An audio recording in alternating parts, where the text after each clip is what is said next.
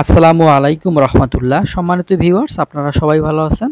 আজকে আমরা এই ভিডিওতে জানতে পারবো যে আমাদের বিল্ডিং বাড়ির জন্য আমরা গেট বিম করব, এই ক্ষেত্রে কত কেজি রড আমাদের লাগবে।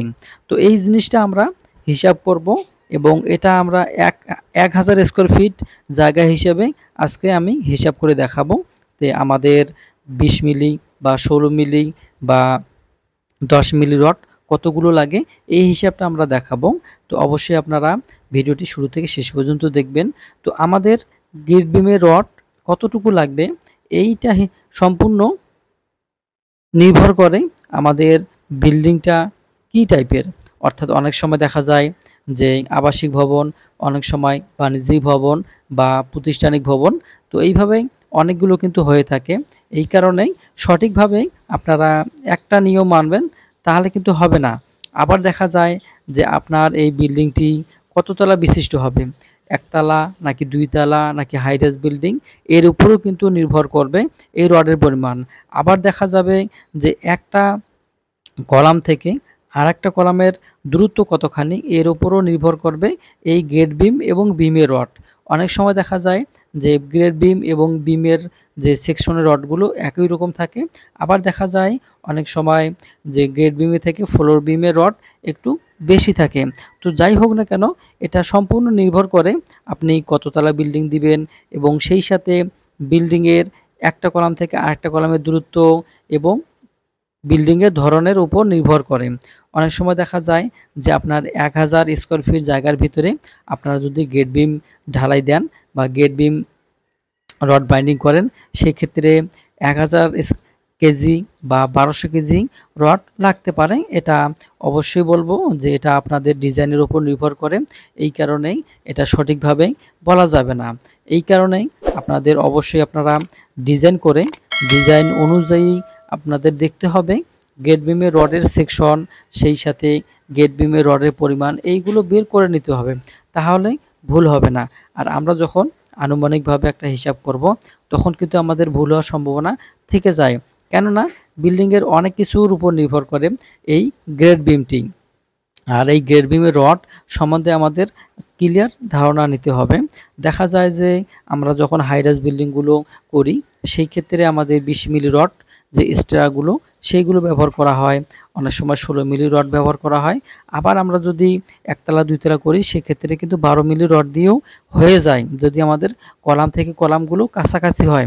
এই ক্ষেত্রে এই কারণেই এই জিনিসটা একুরেটভাবে বলা যাবে না। তবে আমরা ডিজাইনের যেই জিনিসগুলো থাকে বা ডিজাইনের যেই সেকশনগুলো থাকে, এই সেকশন দেখেই রডের পরিমাণটা বের করব। এই কারণে আপনারা অবশ্যই ডিজাইন করে নেবেন। আপনাদের একতলা বাড়ি কিংবা 10তলা বাড়ি যাই হোক না কেন, আপনারা ডিজাইন করে কাজটা করবেন। কেন করবেন?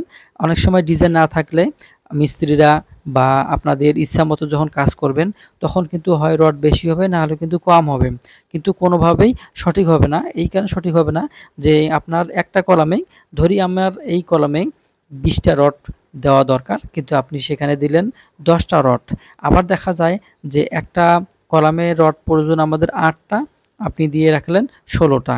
এইভাবে করলে কিন্তু আপনার অপচয় হবে, সেই সাথে আপনাদের যে নিরাপত্তা সেটা কিন্তু বিঘ্নিত হবে। এই জন্য খেয়াল রাখতে হবে যে আমরা কখনোই ডিজাইন ছাড়া এই বাড়িগুলো করব না। কিছু টাকা খরচ হলো কিন্তু আমরা যেখান থেকে আমাদের সুবিধা বা যারা এই কাজগুলো করে তাদের থেকে ডিজাইন করিয়ে নেওয়া। আর যদি আপনাদের হাইরাইজ বিল্ডিং হয়, অবশ্যই সেখানে সয়েল টেস্ট করতে হবে, কেননা মাটির ভারবহন ক্ষমতার উপরে আপনার সব কিছু নির্ভর করবেন। আপনারা এই জিনিসটা অবশ্যই খেয়াল রাখবেন। এবং গেট বিম যখন আপনারা রেডি করবেন বা রড বাইন্ডিং করবেন, তখন দেখতে হবে এর সেকশনগুলো, এর হাইট, প্রস্থ, সেই সাথে রডের পরিমাণ কীরকম আছে। আর আপনারা দেখবেন যে স্ট্র্যাপ বা চুড়িগুলো কত ইঞ্চি সেন্টার টু সেন্টার দেওয়া আছে, এই বিষয়গুলো খেয়াল রাখবেন, তাহলে আপনাদের কাজটা একুরেট হবে। অনেক সময় দেখা যায় যে এই স্ট্র্যাপগুলো আপনাদের 3 ভাগে থাকে। আবার দেখা যায় যে অনেকেই এটা কি করে সমান ভাগে সব জায়গায় দিয়ে দেয়, তাহলে কিন্তু হবে না। এই জায়গায় খেয়াল রাখতে হবে যে আমার 3 ভাগে যেন হয়, সেটা হচ্ছে কলাম থেকে কাছাকাছি একটা ভাগ এবং মিডল স্টেপে একটা ভাগ এবং আবার কলাম থেকে আরেকটা ভাগ, অর্থাৎ 3 ভাগে হবে। আমরা এখানেই 4 ইঞ্চি, 6 ইঞ্চি, 8 ইঞ্চি এইভাবে কিন্তু ভাগ থাকবে। এই জিনিসটা কিন্তু আপনাদের বুঝে নিতে হবে, তা না হলে আপনাদের কাজটা সঠিক হবে না। তো আমরা আবার যদি একটু আমাদের রডের ক্ষেত্রে দেখি যে আমাদের 1000 স্কোয়ার ফিট জায়গার ভিতরে বা বিল্ডিং বাড়িতে গেট বিমের জন্য কত কেজি রড লাগে, এই কথাটা আমরা এর আগে শুনছি। তো আজকে আবার শুনলাম যে আমাদের এই বিল্ডিংগুলো করার জন্য 800 KG per square feet, 1000 square feet বা 1000 কেজি পার 1000 কেজি স্কোয়ার ফিট জায়গা বা 1200 এরকম কিন্তু রড লেগে থাকে।